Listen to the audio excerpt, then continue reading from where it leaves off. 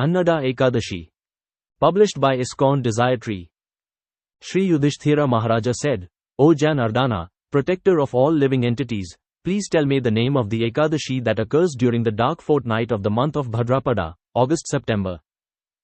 The Supreme Lord, Shri Krishna, then replied, O King, hear me attentively. The name of this sin-removing, sacred Ekadashi is Aja.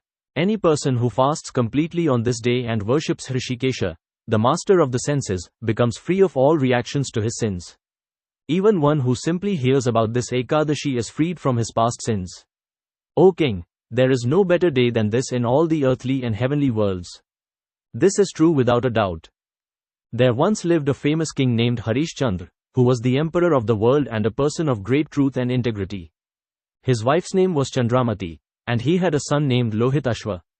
By the force of destiny, however, Harishchandra lost his great kingdom and sold his wife and son. The pious king himself became a menial servant of a dog-eater, who made him guard a crematorium. Yet even while doing such menial service, he did not forsake his truthfulness and good character, just as soma-rasa, even when mixed with some other liquid, does not lose its ability to bestow immortality. The king passed many years in this condition. Then one day he sadly thought, what shall I do? Where shall I go? How can I be delivered from this plight? In this way he drowned in an ocean of anxiety and sorrow.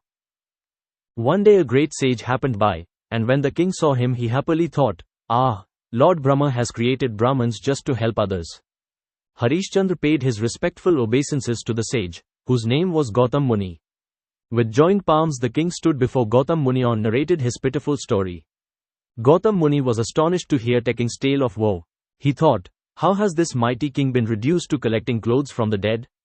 Gautam Muni became very much compassionate toward Harishchandra and instructed him on the process of fasting for purification.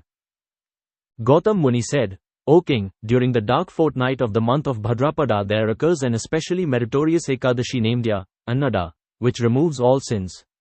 Indeed, this Ekadashi is so auspicious that if you simply fast on that day and perform no other austerity, all your sins will be nullified. By your good fortune it is coming in just 7 days. So I urge you to fast on this day and remain awake through the night.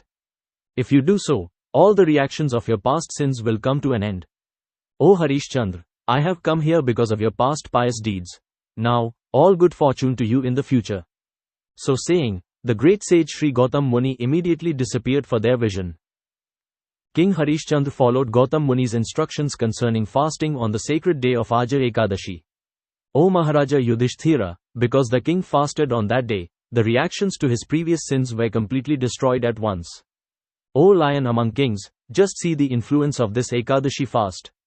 It immediately vanquishes whatever miseries one may be suffering as a result of past karmic sinful activities. Thus all Harishchandra's miseries were relieved.